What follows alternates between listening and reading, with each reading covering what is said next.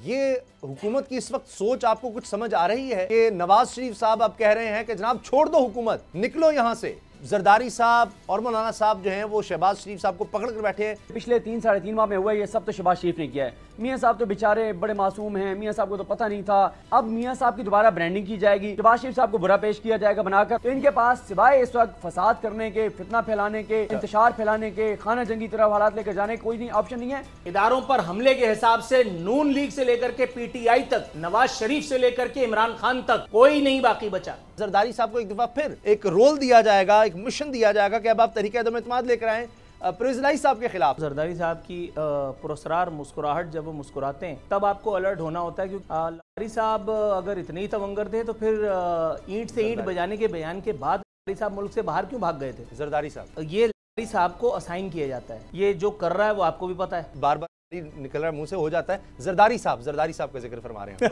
मैं बोल रहा हूँ जी जी है? दो दफा नहीं भाई वो बहुत माजरत, मैं जरदारी साहब कहना चाह रहा हूँ। मैं आपसे 10 बस्ता माजरत का तलबगार हूँ। सब्सक्राइब करें और बेल दबाएं ताकि कोई खबर रह न जाए।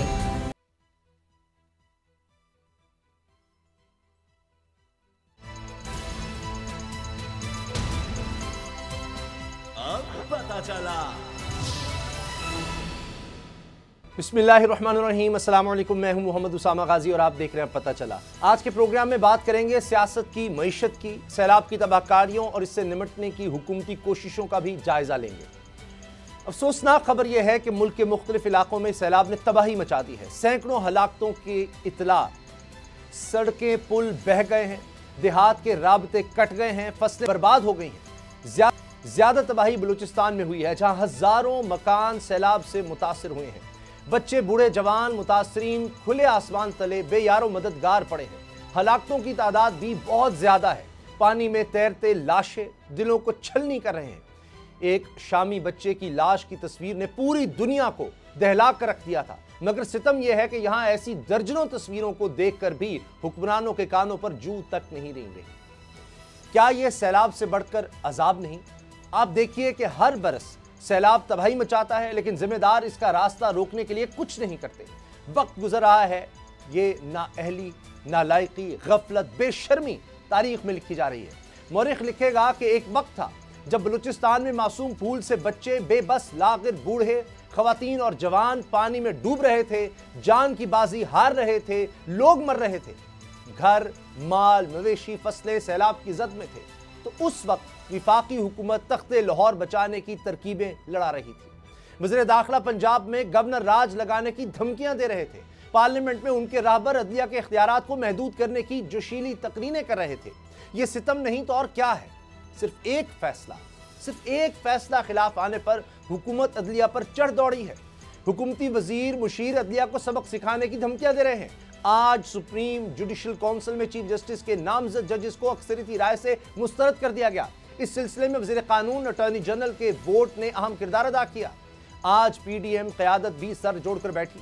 इसमें भी सैलाब ज़दगान की बात नहीं हुई, बल्कि अपने दुखों का मदावा करने पर तबादला ख्याल किया गया। हुकूमत में रहने या छोड़ने के नुकसानात का जायजा लिया गया। एक बार फिर पंजाब में हुकूमत गिराने के ऑप्शन पर गौर किया गया। सितम बाला सितम देखिए कि इस इत्तेहादी हुकूमत ने मईशत का बुरा हाल कर दिया है। सियासत में भी इसे शिकस्त का सामना है, लेकिन फिर भी ये लोग अपनी गलतियों से सबक सीखने को तैयार नहीं। अवाम को रिलीफ देने की बजाय अब भी अपनी तकालीफ को दूर करने के जतन किए जा रहे हैं। आखिर ये चलन कब तक चलेगा? इसी पर बात करेंगे। सदीक जान और नूर आरिफीन मेरे साथ हैं। सदीक जान, ये हुकूमत की इस वक्त सोच आपको कुछ समझ आ रही है कि नवाज शरीफ साहब अब कह रहे हैं कि जनाब छोड़ दो हुकूमत, निकलो यहां से, लेकिन जरदारी साहब और मौलाना साहब जो हैं वो शहबाज शरीफ साहब को पकड़ कर बैठे हैं कि नहीं, छोड़ना नहीं है, अदलिया को कंट्रोल करने की तरफ चलो। देखें, एक तो ये नई हिकमत अमली है कि मियां नवाज शरीफ साहब को ये बयान किया जाए कि वो आज भी नजरियाती हैं, आज भी इनकलाबी हैं, आज भी बोर्ड को इज्जत होकर बयानी पे खड़े हैं। और जो कुछ ये पिछले 3-3.5 माह में हुआ है, ये सब तो शहबाज शरीफ ने किया है। मियां साहब तो बेचारे बड़े मासूम हैं, मियां साहब को तो पता नहीं था, मियां साहब तो इस हक में नहीं थे। अब मियां साहब की दोबारा ब्रांडिंग की जाएगी, शहबाज शरीफ साहब को बुरा पेश किया जाएगा बनाकर। और आप एक चीज़ और देखें, इस वक्त मरीम नवाज साहबा के ग्रुप के जो लोग हैं वो शहबाज शरीफ साहब के खिलाफ जो ट्वीट्स हैं उनको रिट्वीट कर रहे हैं, बयान दे रहे हैं, कह रहे हैं कि बड़ा गलत हुआ।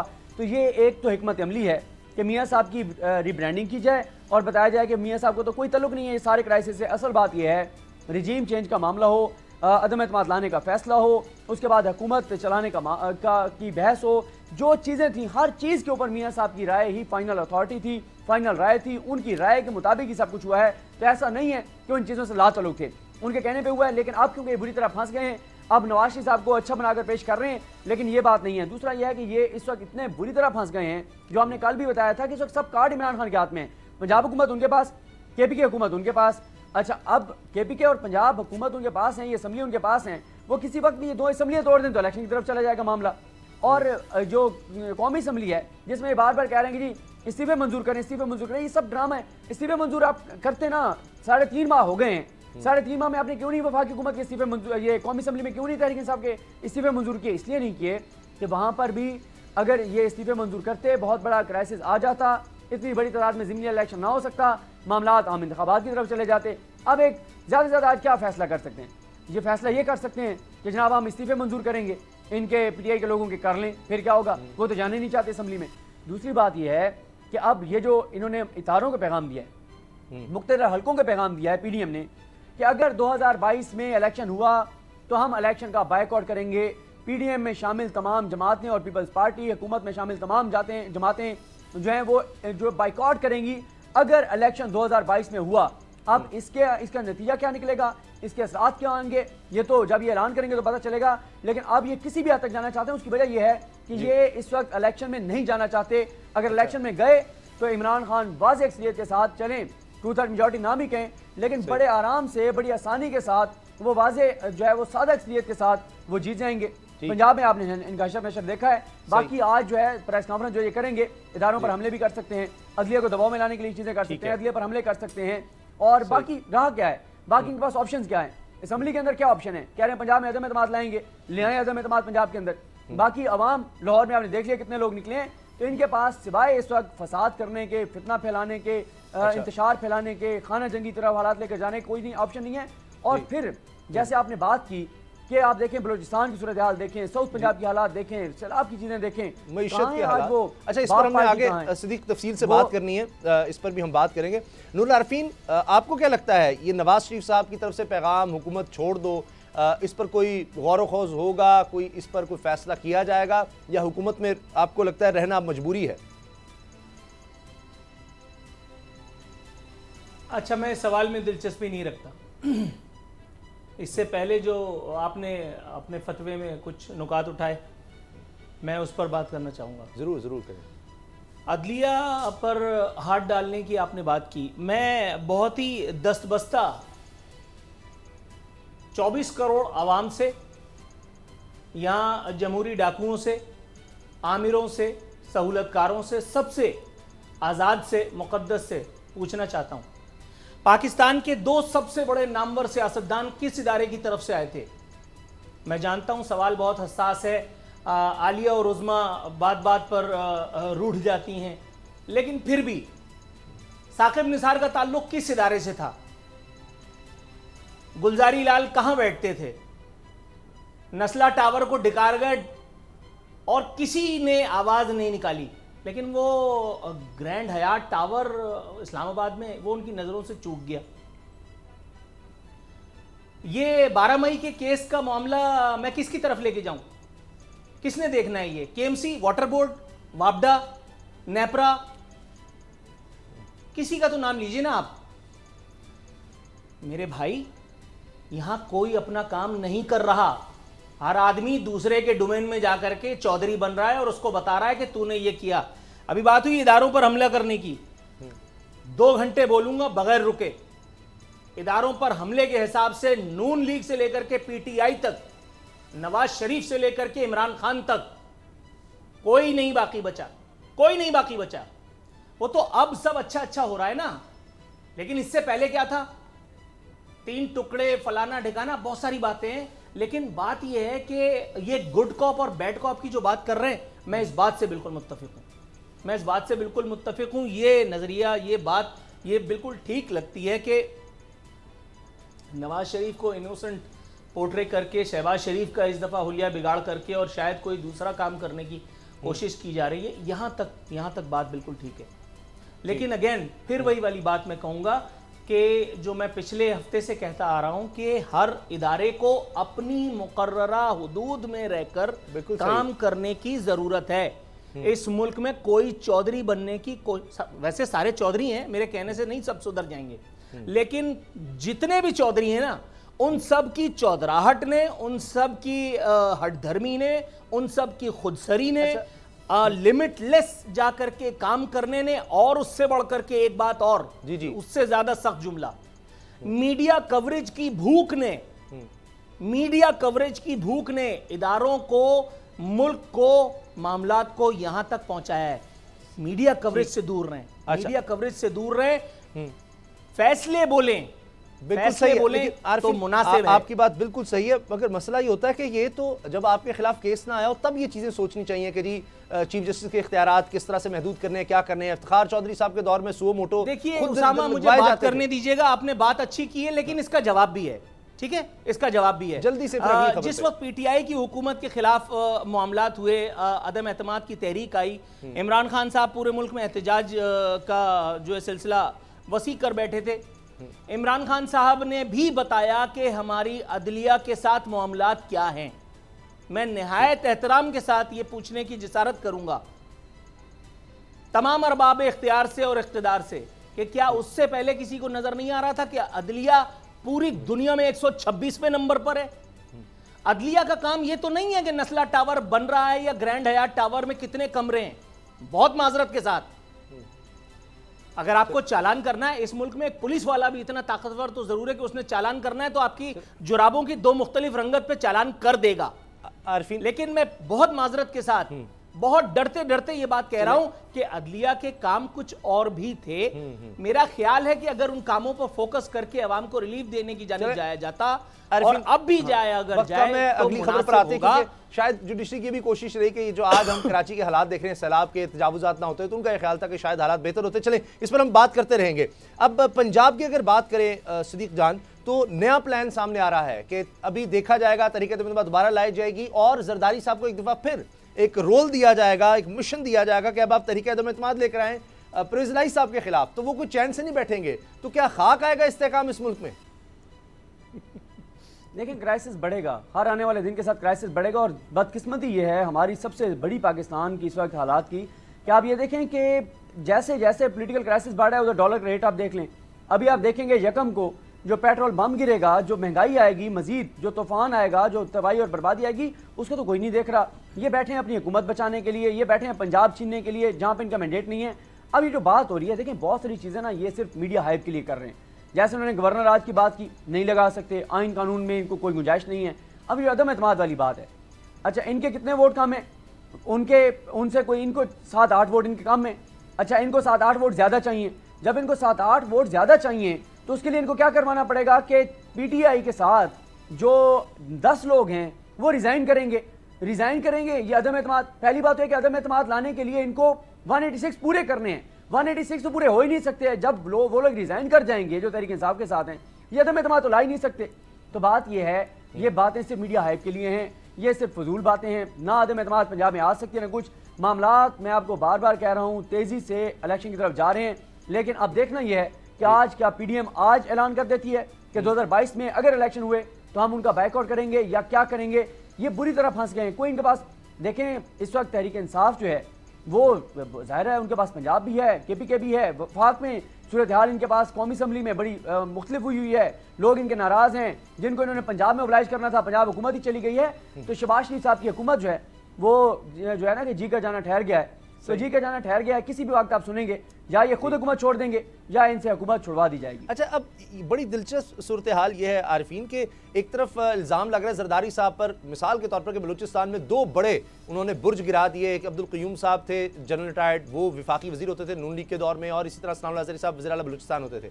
अब लोग कह रहे हैं कि जनाब इन्होंने काफिली भी तोड़ दी और नून लीग में से अब शीन और नजर आ रहा है, नून अलग अलग नजर आ रहे हैं। जिस तरह हमने शुरू में बात की, उन्हीं जरदारी साहब को सिंध, जाहिर है कि उन पर बड़ा कंट्रोल है सिंध में उनका, और शायद समझते हैं कि वहाँ बड़े अच्छा मैनेज हो रहा है सारा, कराची समेत सिंध, तो पंजाब पर उनको जिम्मेदारियां दी जा रही हैं जरदारी साहब को ये जोड़ तोड़ की।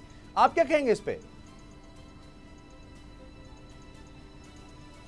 जरदारी साहब को तो सिर्फ कंधा इस्तेमाल हो रहा है। मतलब जरदारी साहब इतने तगड़े कैसे हो गए कि जरदारी साहब अकेले हाँ, ये ज़रूर है कि आपको जरदारी साहब की पुरस्कार मुस्कुराहट जब वो मुस्कुराते हैं तब आपको अलर्ट होना होता है, क्योंकि आपको ये पता होता है कि इस मुस्कुराहट के पीछे किसी की चीखें जो हैं, किसी की आहफुगां इसमें ज़रूर छुपी हुई है।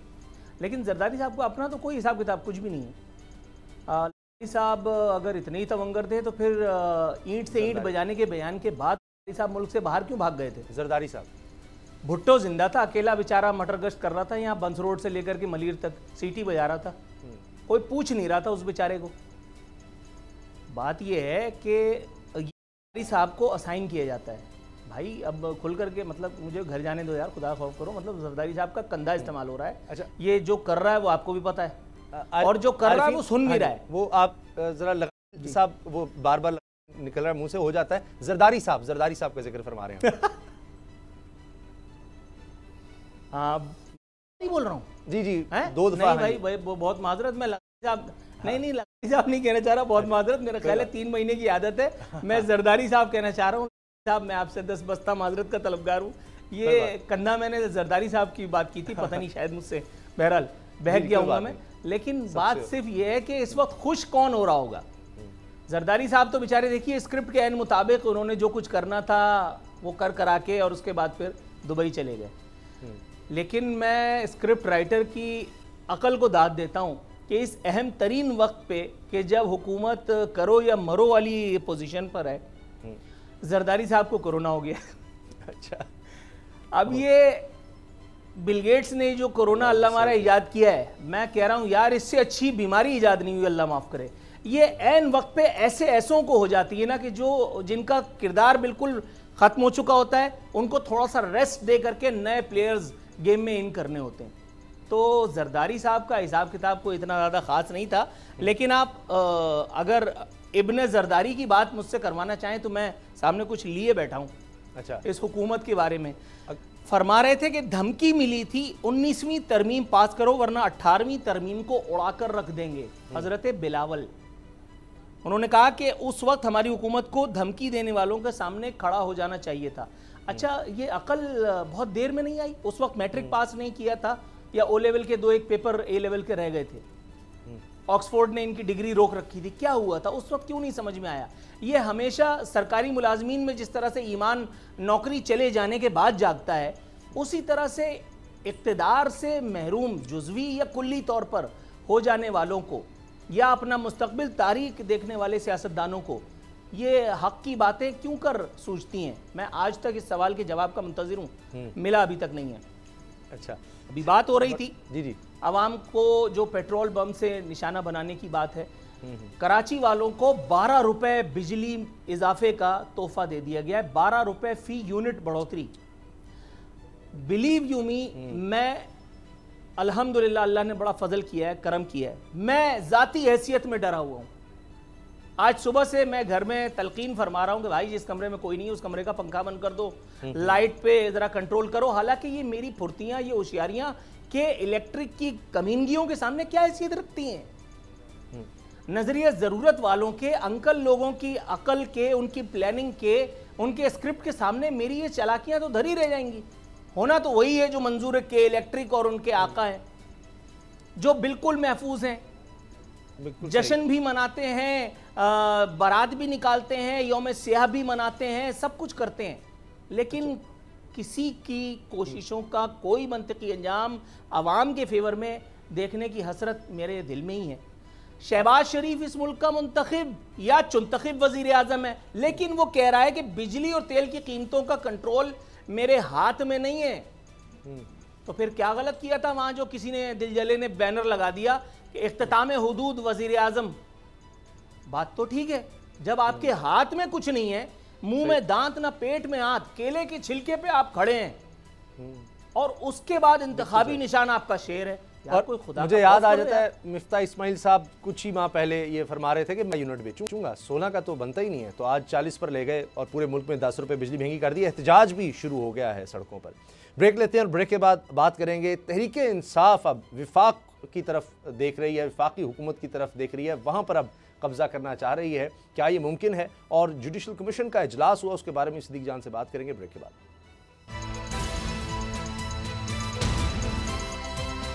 अब पता चला।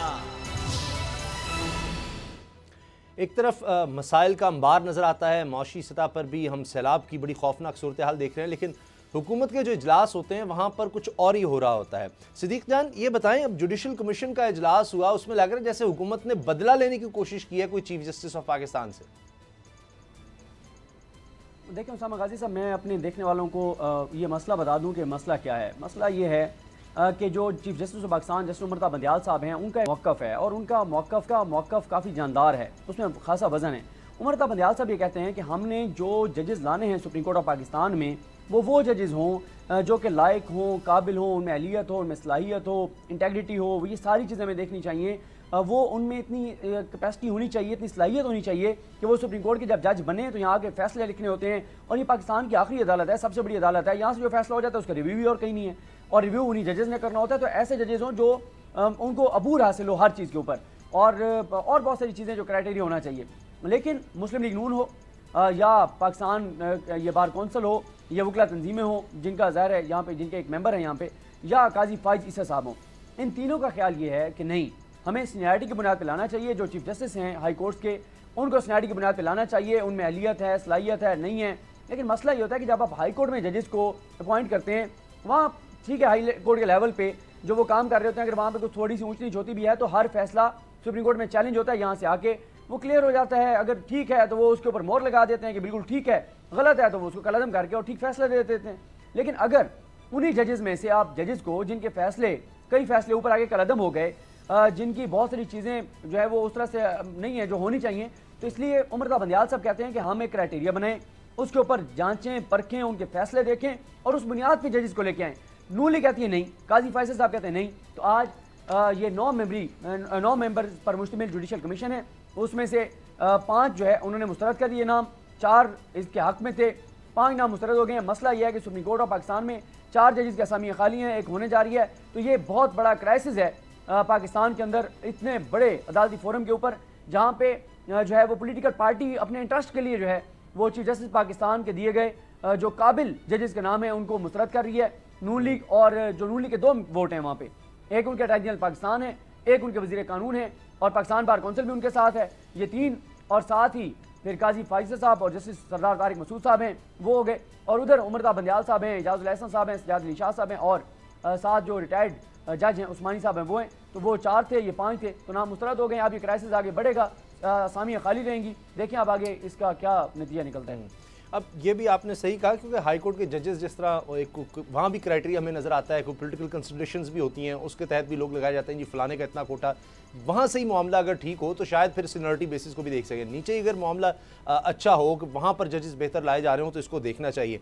दूसरी चीज़ आरफीन, PTI ने अब सोच लिया है कि विफाक में भी हम देखें अब, क्योंकि इत्तेहादी नाराज़ हैं बिल्कुल उस तरह से जिस तरह कहते हैं ना मुकाफात अमल, वो इत्तेहादी जिस तरह PDM ने तोड़े थे, PDM बनाई थी, अब इमरान खान साहब वो करना चाह रहे हैं। मेंगल साहब नाराज़ हैं कि वो जुडिशल कमीशन बनाना चाहते हैं। बलूचिस्तान में उनका एक अपना मामला है, जमात इस्लामी से भी राब्ते की बात हो रही है और बलूचिस्तान अवामी पार्टी से भी। तो ये नई टेंशन पैदा हो रही है नूरुल आरफीन वफाकी हुकूमत के लिए पंजाब हुकूमत जाने के बाद। नहीं, अगर वो टेंशन फ्री ज़िंदगी गुजारना चाहते हैं तो स्विट्ज़रलैंड जाएं, फिर यहाँ क्या कर रहे हैं। इमरान खान को सियासत करने का उतना ही हक़ है जितना नवाज शरीफ को है, जितना बिलावल को है, जितना शहबाज शरीफ को है। अब टेंशन फ्री लाइफ तो यहाँ नहीं हो सकती। आप अल्ले तल्ले करने, ठीक है, वज़ीर आज़म हाउस में और इधर उधर मौजूद हैं, लेकिन अब इमरान खान को आप ज़बरदस्ती ये तो नहीं कह सकते कि यार सुकून से ज़िंदगी गुजारने दो। आपने अगले का सुकून, सुख, चैन, करार सब छीना है, आपने उसको बेदखल किया, तो जाहिर है उसका भी बुनियादी हक़ तो है ना कि वो अपना बदला तो आपसे क्लियर करे। और दूसरी बात रह गई, ये अभी बात हो रही थी, अगर मुझे उस पर थोड़ी सी रायज़नी की इजाज़त मिल जाए तो मैं नहायत अदब के साथ एक बात और भी बताना चाहूँगा। एक बार का जिक्र है, once upon a time there was a king who was very poor and that king was my own self. एक दिन सुबह रावी अखबार पढ़ रहा था पिछले चैनल में, तो उस वक्त के चीफ जस्टिस ऑफ पाकिस्तान, उनका एक बयान मैंने पढ़ा, आसिफ सईद खोसा साहब, उन्होंने लिखा पाकिस्तान में, उन्होंने ऑब्जर्वेशन दी, पाकिस्तान में लोग झूठ बोलते हैं। मैंने अपनी टीम को अलर्ट कर दिया, मैंने कहा आज का फतवा इस मौजू पर होगा, और उसके बाद मैंने अपना मोबाइल बंद करके फतवा देना शुरू कर दिया। 10-15 मिनट तक मैंने खूब नज़र उतारी। उसके बाद फिर जब मैं स्टूडियो से बाहर निकला तो मुझे पता चला कि जी सो मोटो नोटिस तो नहीं, लेकिन बहरहाल पैमरा के ज़रिए से, और वो शुनीद है कि कल सुबह तक इंशाअल्लाह ताला मिल जाएगा। अच्छा, मैंने उसमें बुनियादी 2-4 गुजारिशात की थी, मैं यहाँ आपकी खिदमत में गोशगुजार कर दूँ, क्योंकि सिद्दीक जान मेरा भाई मुझसे ज़्यादा कोर्ट को, कानून को, जजेस को, अदलिया को और इन सब प्रोसीडिंग्स को, इनकी टेक्निकलिटीज़ को जानता है। सिलसिला ये है कि मैंने उनसे ये पूछा, मैंने कहा हुजूर आप मुफ्ती आज़म पाकिस्तान हैं या चीफ जस्टिस ऑफ पाकिस्तान? आपका काम इंसाफ देने का है या फतवा देने का?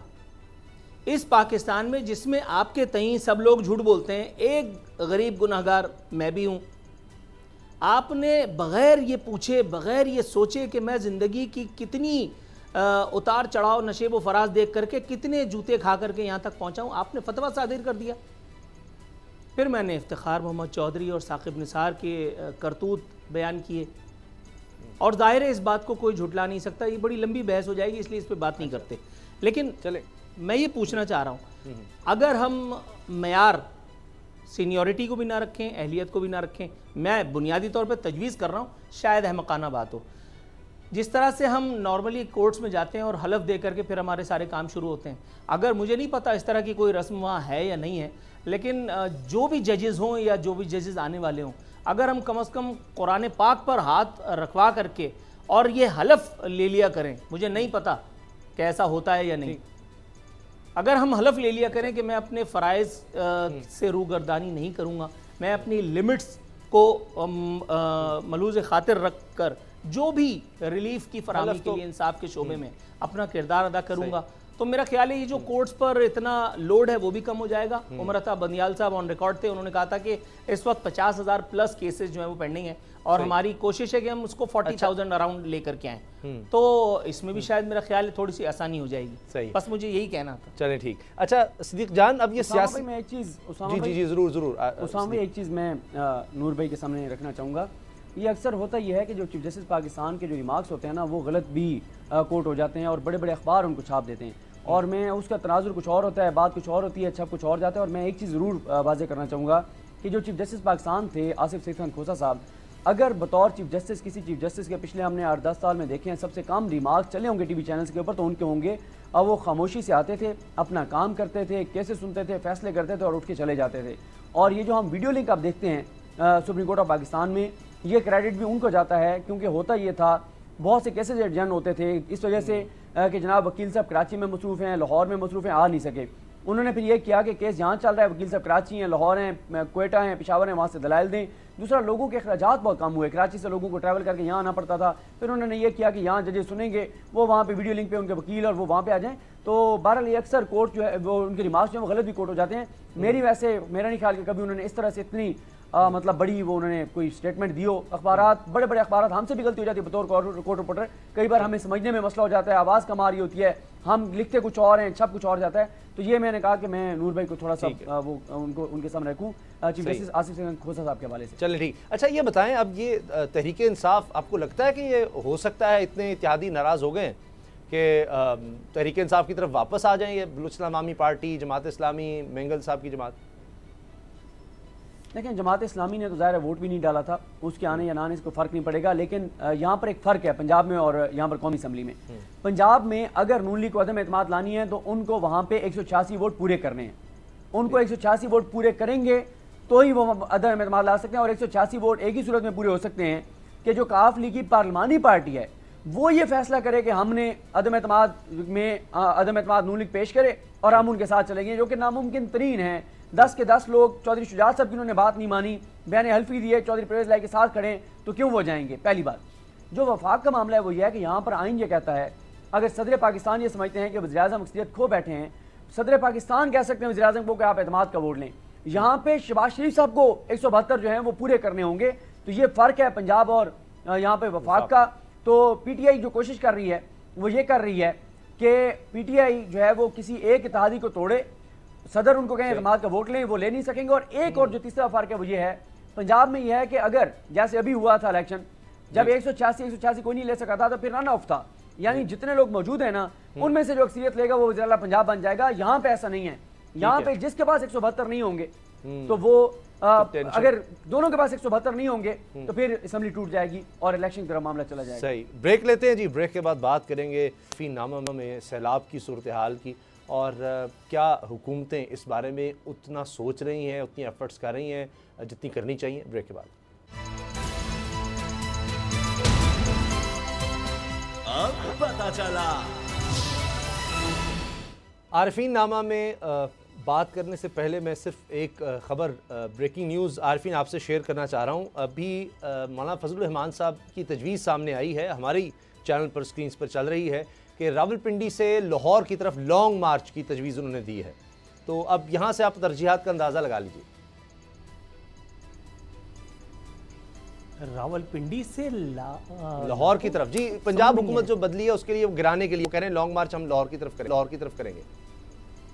तो रावलपिंडी में उनका कौन बैठा है जिसके आसरे के ऊपर वो इतना बड़ा काम करने के लिए जा रहे थे? अच्छा खैर ठीक है, वो तो बड़े मामला हो जाएंगे। आरफी नामा में आज मेरा ख्याल है कि ऐसे मौजू को हम छेड़ते हैं। कुछ तस्वीर मैंने भिजवाई थी, अगर उसको ये बाद दीगरे लूप्स की सूरत में अगर आप दिखा रहे हैं।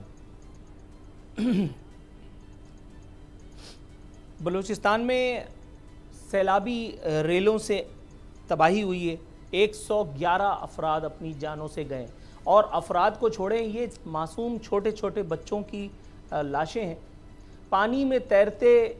ये लाशें मेरा ख्याल है छठी सबसे बड़ी एटॉमिक पावर को उस पर तबर्रा कर रहे हैं, उसकी कौमी गैरत को रो रहे हैं।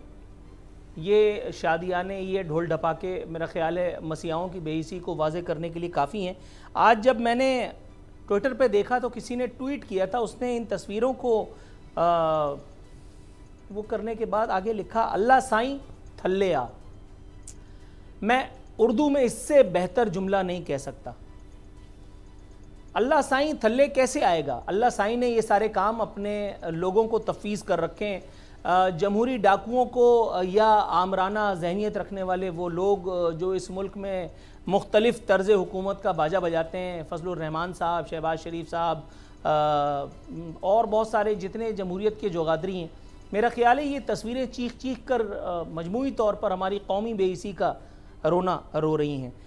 ये छोटे छोटे से मासूम बच्चे, इनमें से शायद अगर बच जाते तो कल के मुफक्किर, कल के मेमार, कल के डायरेक्टर, कल के राइटर, कल के करंट अफेयर एंकर या शायद कल के पॉलिटिशियन होते।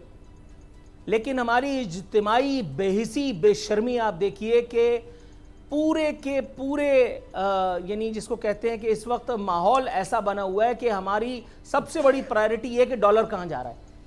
हमारी सबसे पहली प्रायोरिटी इस वक्त ये है कि हमें हुकूमत बनाने के लिए कौन सी पार्टी को जो है वो चांस इस वक्त मिलना है।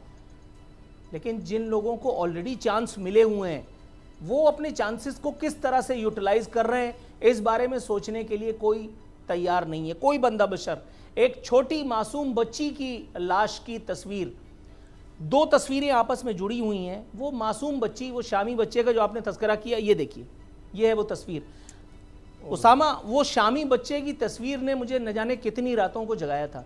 लेकिन आज इस बच्ची की तस्वीर जब मैंने देखी तो मुझे वही पुराना वक्त याद आ गया। मैं सोच रहा था कि शायद वो उस्ताद जो वहाँ टूटी थी, वहाँ के लोगों के हवाले से उनसे कोई गफलत, कोई ख़ता हुई होगी। यहाँ इन लोगों से क्या ख़ता हुई थी कि ये कराची में नहीं थे, ये इस्लामाबाद में या लाहौर जैसे तरक्की याफ्ता शहरों में नहीं थे, या ये वो ज़बान नहीं बोलते थे, या ये किसी की प्रायोरिटी में नहीं थे। कीचड़ में सने हुए, लथड़े हुए ये लाशें, ये जमहूरियों से, ये जमहूरियों के अंकलों से कोई सवाल नहीं पूछते। मेरे सामने कुछ हक़ाइक़ मौजूद है, मैं आपसे गोश गुजार करूँगा, आपके सामने पेश करूँगा। बलूचिस्तान में 111 अमवात हुई हैं। सिंध की बात करते हैं, सिंध में हालिया बारिशों में सिर्फ 90 अमवात हो चुकी हैं। 90।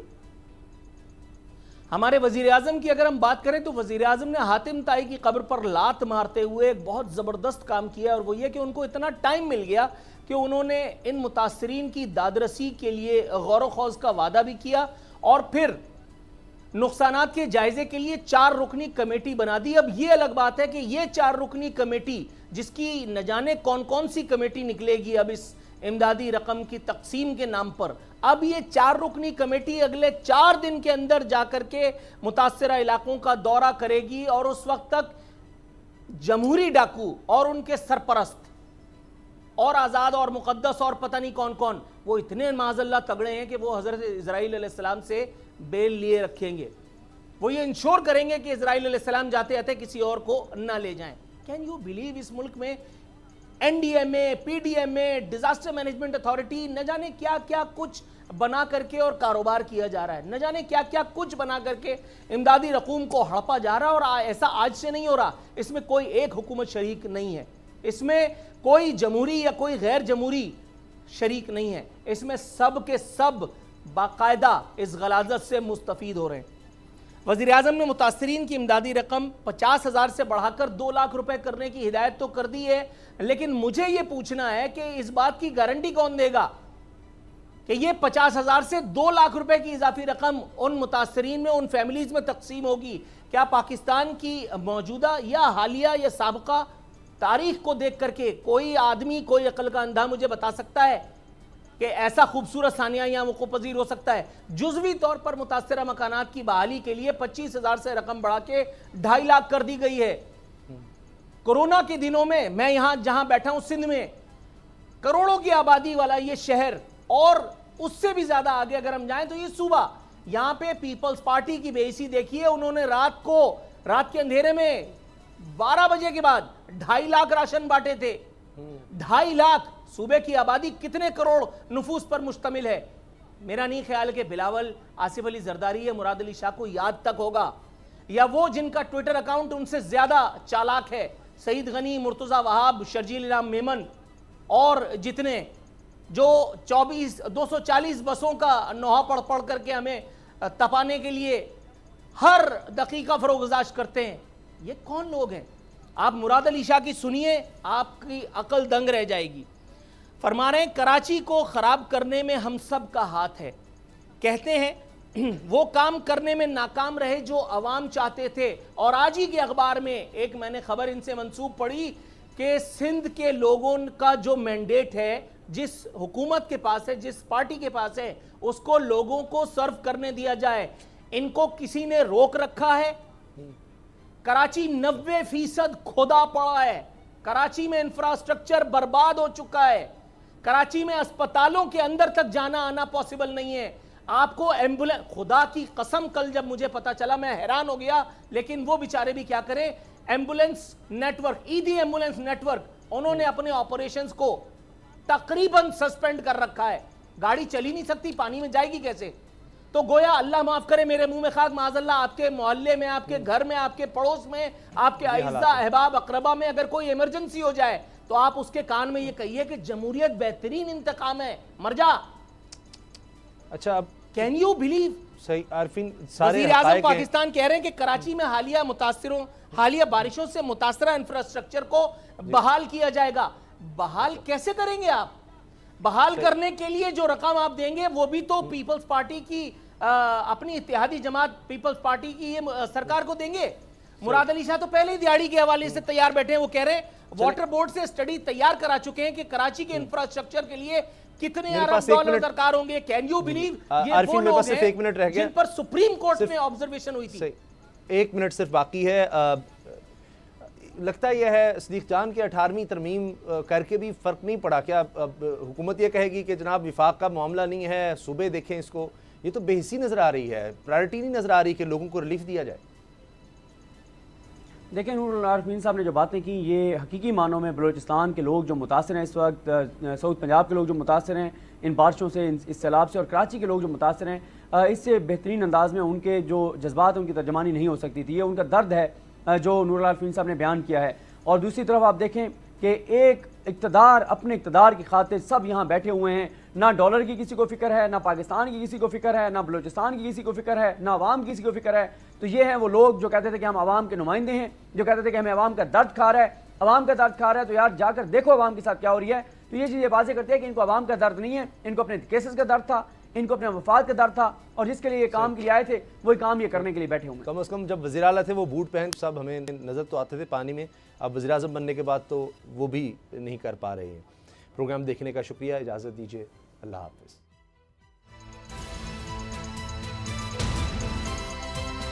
अब पता चला। सब्सक्राइब करें और बेल दबाएं ताकि कोई खबर रह न जाए।